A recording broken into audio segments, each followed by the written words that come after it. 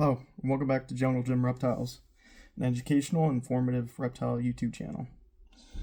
So we've talked about Schneider skinks quite a bit. They have definitely became one of my favorite reptiles very, very fast. I very fastly went from having one to two and trying to breed the two that I have because they're just such wonderful and amazing reptiles. This might be the last Schneider skink video we have for a while. This is Gator right here. Gator's the male that I bought that we had a video about not too long ago, about his shipping experience and how terrible that was. So this is going to be a more in-depth video, and like I said, most likely our last video on Schneider skinks for a while, because there's plenty more videos I want to have on other reptiles that I have. Schneider skinks are very intelligent. I have come to learn that. I would even argue that they're more intelligent than bearded dragons. And not by, I don't mean in a sense like they're smarter in lifestyles. No, they're smarter in understanding their owners. And that's definitely proven and definitely has been proven with Schneider skinks can't have facial recognition, and probably one of the best facial recognitions. They know who you are. They understand you are their owner. You're the one that feeds them and takes care of them. And Gator right here understands that, and they just love climbing. They love going on top of things. And that's why he's going to go up there. And he's just going to hang out up there. And they actually have the ability to understand schedules. So they understand when you get up for work. They understand that they know when the lights are going to come on. They know when feeding time is. They understand all that, which is very interesting. Most reptiles don't understand that. They don't have an idea of it. They know you feed them, but they can't keep track of when it's going to happen. Schneider skinks can do that. Now, Schneider skinks have a lifespan about 15 to 20 years long. This varies. It really depends on if they live in the wild. Now, if they live in the wild, that's obviously going to be shorter because natural selection happens out there. They may get grabbed by a predator or get diseases that can't be taken care of like they can in captivity.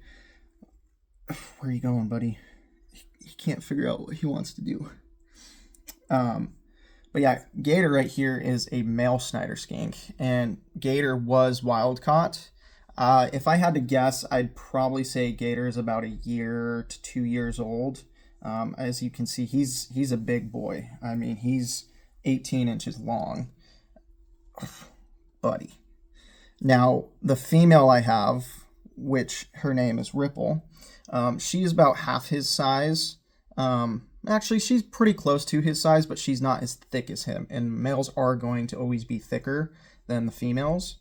That's really how that's one of the only ways to tell who's a male is by the thickness of their body. But there's also a slight color variation between them.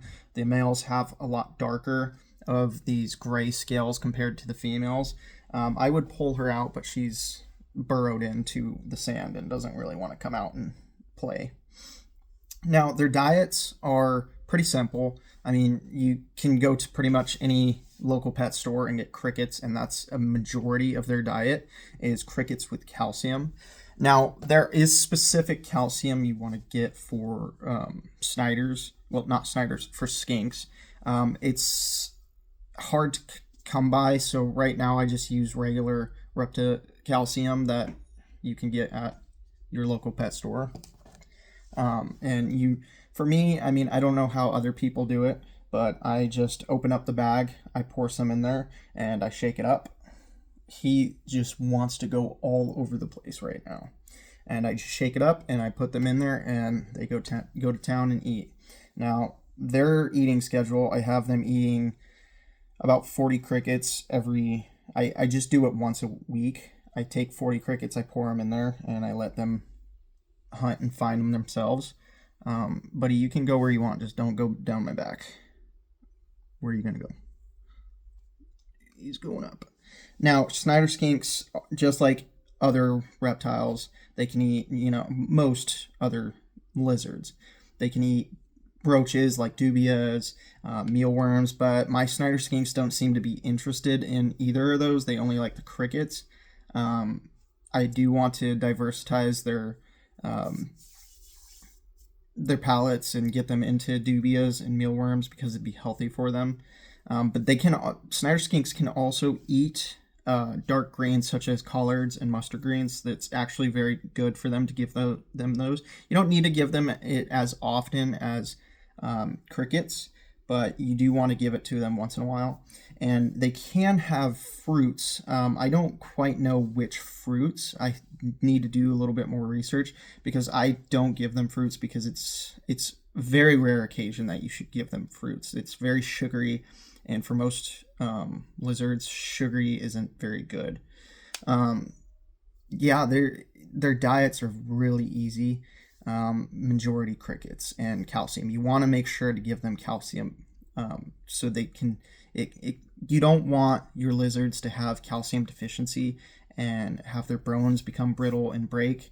I unfortunately had that experience with one of my reptiles when I was very young, and it was my second reptile because I had a snake, and then I got my bearded dragon and found out very fast how important calcium deficiency is to the body. Now, they are from, many ask where are they from? There's many places they're from. They're from Central Asia, Western Asia, and Northern Africa. So that big range area right there from countries like Tanzania, Libya, Egypt, Afghanistan, Pakistan, and even parts of India. They're very spread out and very dry and warm. Look at him. Very dry and warm environments. Now, their temperatures out there are going to be very warm, pretty much 90 to 100 degrees during the day, and then during the night it's going to be in the 60s to 50s. And when they live out there, you're going to find them in all sorts of different areas like shrubbery, small low grasslands, and their shelters. They're going to burrow in loose soil and sand, and they're going to look for rocks and crevices that they want to go burrow into, and that's where they're going to stay. And then you can even find them under logs because they feel safe under there, and it does stay warm under a log at night, just like how it stays warm under a rock or in a cave. He's just hanging out up there. This is what they do. It's so awesome. Now, when I say they know that facial recognition, I've seen it when my girlfriend comes home and they'll jump at the glass at her. They'll jump up and say, "Hey, we want to come out." They know when you walk in the room that you're their friend. You're not enemy. You're who takes care of them, and they want to be with you. Now, enclosures. I believe I've shown their enclosure quite a few times. You want to have sand and dry substrate. You don't want to have any carpet. You don't want to have any calcium sand. You don't want to have straight sand. No pine chips. You can do pine chips, very little to create like bushery here and there, but they're not. You don't want to have it throughout. But definitely no coconut fiber or anything like that. That's not meant for them. That's not from their environment. Now, their basking spot, you're going to want it to be around 95 to 110 degrees. If it goes a little warmer, if it goes any more warm than like 110, you might have an issue with your heat being able to escape from your enclosure. And over on their cool spot, you want about 70 to 85 degrees. So they're from a very, very warm environment. Where are you going, buddy? Come on down. And then for humidity levels, now they have where they're from is very, very humid for dry desert areas. Oh, yep, up he goes. So like 30 to 40% is what you want your humidity to be at. Now, like I've talked in previous videos, we're trying to breed them. There is not many captive bred Schneider skinks. Most of them come from the wild. They're caught in the wild and they're brought and sold. And my goal is to help create that market for captive bred so we don't have to continuously go out there and catch wild ones and bring them into captivity. Now, I'm not saying it's a bad thing, because look at how he acts. Look at when we have had Ripple on this channel before. They're very friendly towards humans. Now, I don't know how long him or her may have been in captivity, and they may have gotten used to it. But Ripple, for example, she's a lot younger than him, and it took her almost a year to get used to me and used to my girlfriend. When she was introduced to my girlfriend, she fell in love and she opened up out of her shell.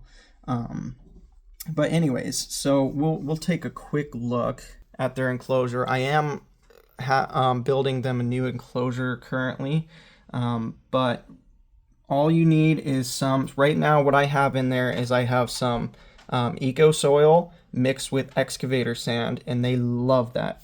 And I have it pretty deep because they want to burrow in there. And now I've used excavator sand and made them some caves that they love those as well, with some shrubbery in the back, some logs right here and here with a rock. Now they've moved these logs around on their own. And then I have another cave over here. Their water dish is dry today, so I need to make sure to clean that. And as you can see, I fed them yesterday, so there's crickets all throughout where they can find themselves some crickets and eat away at them. Whew. Yeah, lots of information. And so the really cool thing about Schneider skinks is you can cohabitate them. Now I will expand on that a little bit more. And as we see, Ripple hears us talking. And she is peeking her head out from under the soil right now.